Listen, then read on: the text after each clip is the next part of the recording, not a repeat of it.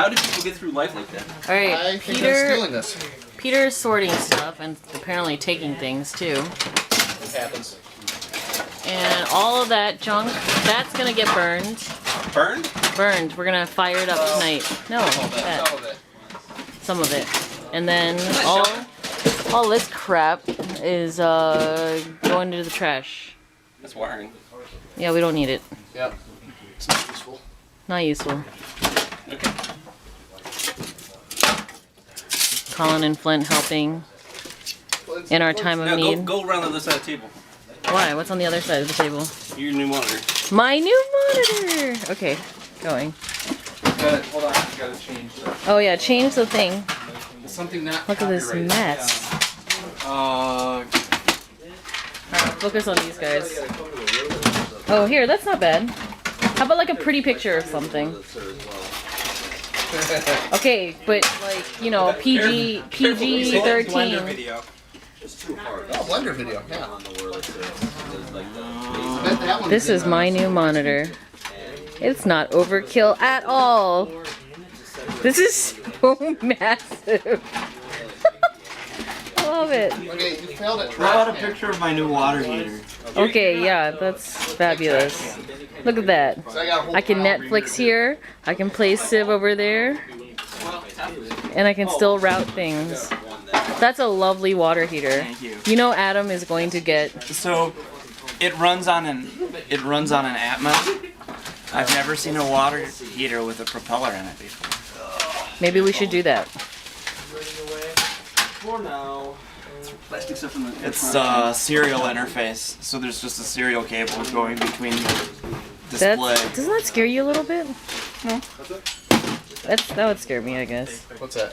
It's an Atmel that's running his water heater. Show the anime. I mean, I guess you could fix it.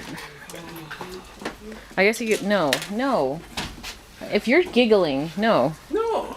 All I'm saying is, that's what you're gonna be watching on it anyway. That's true. Yeah, but I can't show it on the video because it's copyrighted. Alright, so other folks are there. Are you guys leaving or? Yes. Bring it over to the Okay. second trash can? I will be back though. Okay, Just didn't have that much to work on. that's fine. So. Spatial relations. Alright, what do we got going on? What is this? Well, this is how one of our layers that we're stacking on a pallet. This is one case. That's how it's stacking up. But right now, the way that we're stacking it up is we can't really make a brick pattern for every layer. Okay. So it's stacked on top of each other, and it wants to fall right off the edges after it stacks up. So I'm trying to find a different pattern of the same exact size and the same number of cases. What if you did a we like can this, and then this? It wouldn't fit that way. It'd have to stick out a little bit further, and it barely fits as is. Well, So we're trying to figure it out so we don't gotta wrap up the pallet every layer or two. oh, So I'm mixed between that and trying to fix my Game Boy. what's wrong with your Game Boy? Oh, the contrast is way up. You got a couple lines sitting on the top Oh yeah, sure. right here. Okay. Yeah, and Whisker says if you kind of put pressure on that, it might be able to get it to fade away Okay. on this little ribbon right here. Is it like a cold solder joint or something? Just some sort of a loose connection somehow. I'm trying to find that sweet spot. I brought it down to one line before. And Yeah. if I can't get it fixed all the way, I'm gonna Just try to keep get it at one line. Yeah. But Okay. yeah, it's all a little thing to work on. All right. Cool. Good luck, man. Thank you.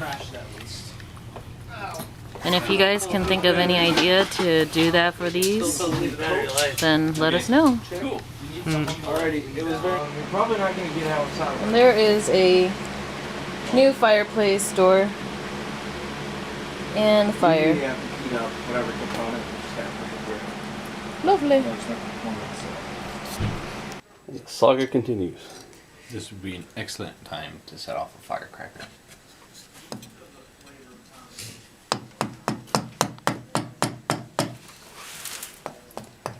So I guess I'll explain, since usually explaining happens in videos. We're just making everything even for the spline, which is here, actually. So, nicely cut piece of wood. That'll go. Hey. It'll go in like that when it's done. So we're just chiseling out to make it all flat and even. This one won't. Oh well. I guess you can't really see it from one maybe, but yeah, it slides in and then all the way down eventually.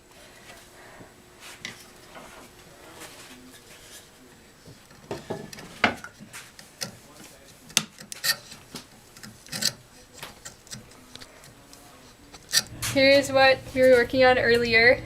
That was that big chunk of wood. So we just kind of loosely cut it out, as you can see here. So now it kind of matches its twin on the other side.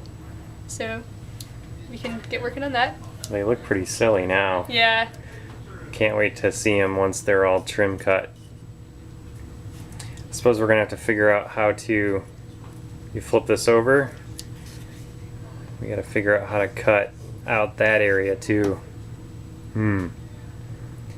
Suppose we'll probably have to draw a pencil line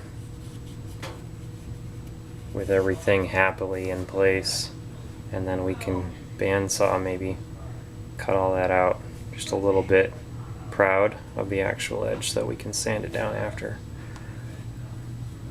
That's looking pretty good. Was there anything left with how they seat? There's a couple of minor gaps here we can maybe figure out. Otherwise it sits down, which is good. Looks like it came out a little bit flatter than the other side did, because we had to like angle, you know, where these all sat, but this one is pretty good.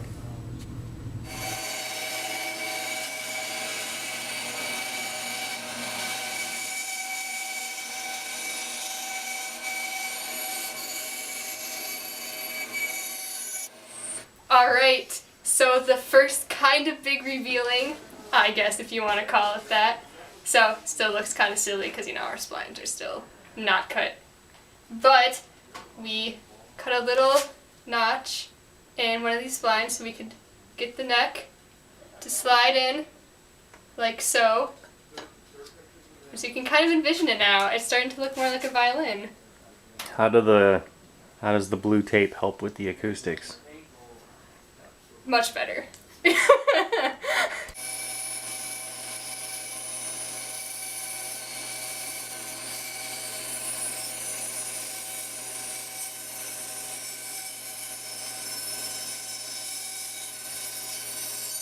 We started cutting out the splines now so you can see how they don't look so goofy anymore. They're starting to fit the shape of the violin. We obviously have to do some sanding and stuff and to get them to be the right shape. But it looks more real. Yeah, it's looking pretty good now.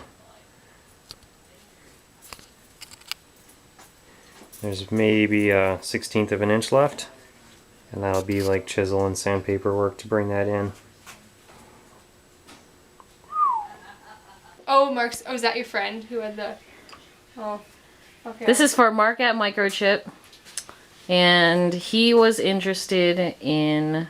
I really should see what that specific question was, but he's essentially looking for a violin for his middle school daughter, and so he wanted to know how you would find one that's not too expensive but not too cheap, that would be good for a middle schooler, like a full-size violin,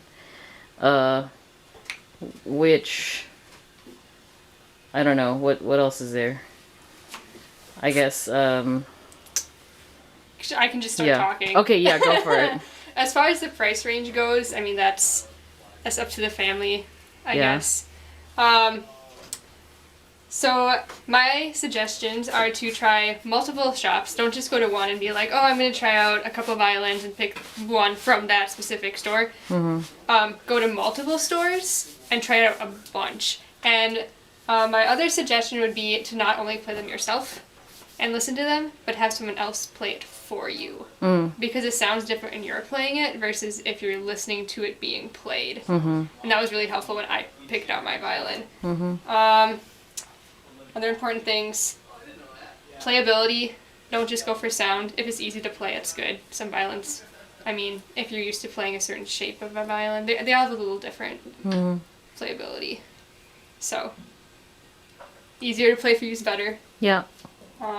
And bows too. I think they're looking for bows as well. Pick out the violin first and pick the bow separately. So how do you choose which bow is correct? First you just, well, when you're trying out violins, you should probably be using the same bow when you try out them all. Okay. Right? But don't be like, oh, I'm going to try out this bow and all these violins and pick this bow because I tried it out with this violin. Like, just use a bow to play it, but find a violin first. Yeah. And be like, okay, I want this violin for sure. And then find a bow. Okay. Okay. So so I know like you had, your violin was with a guy who could change the violin to how you wanted it to sound, for me. right? So the other thing I did is I found, I went to the cities, went to a couple stores, and then I actually found my violin from a guy named David Foland, who is from Marshfield? Northfield, thank you. He's from Northfield. And he makes his own violins.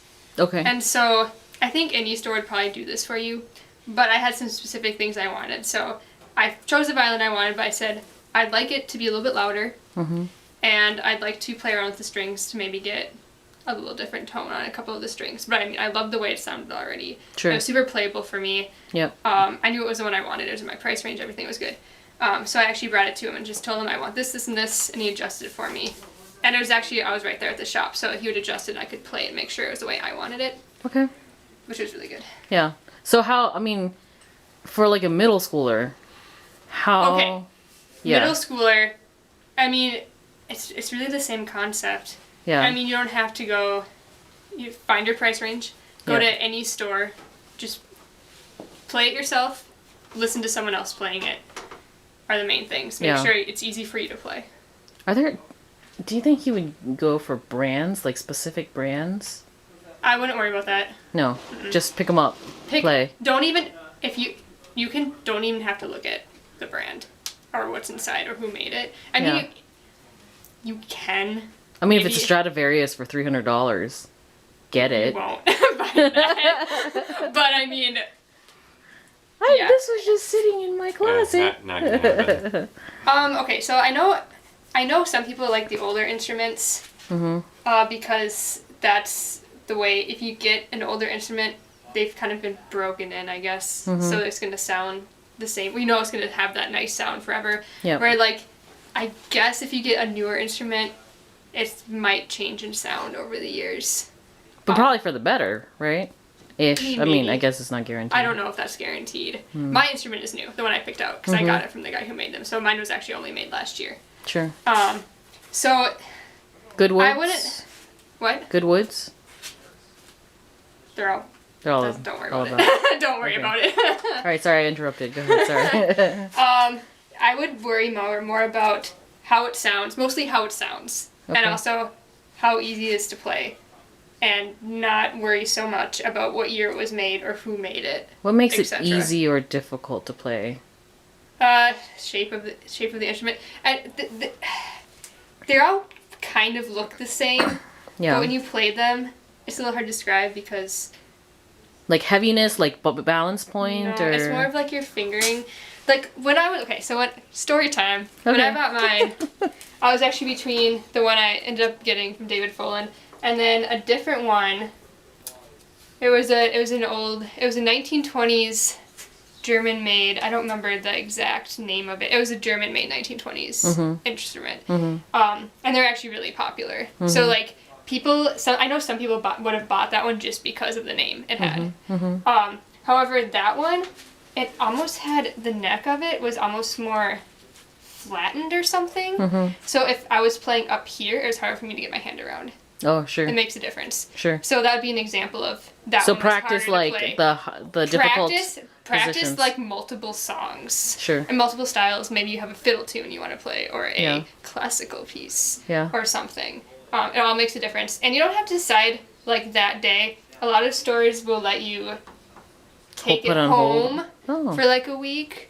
So I know I did that. I had two violins at least home, and then I remember I turned one and I got another one to compare it. These all sound different, whether you're in the store or at your house. It's gonna sound different too. Okay. So, yeah, if the store lets you take it out for a week and just play it at your house, that's really helpful. Ideal strings?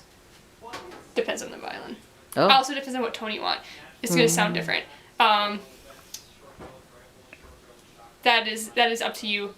It's very strings can be changed super easy. Yeah. So if you wanted, you could actually play with that yourself and just buy different kinds of strings and put them on and see what they sound like. That was the one thing when I got my violin adjusted.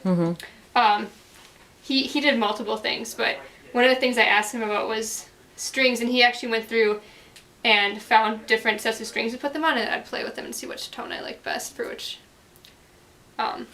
It's very. So you could get different strings, like from different sets on one violin. Yeah, you can do that. Mine is actually not all one set. Ooh.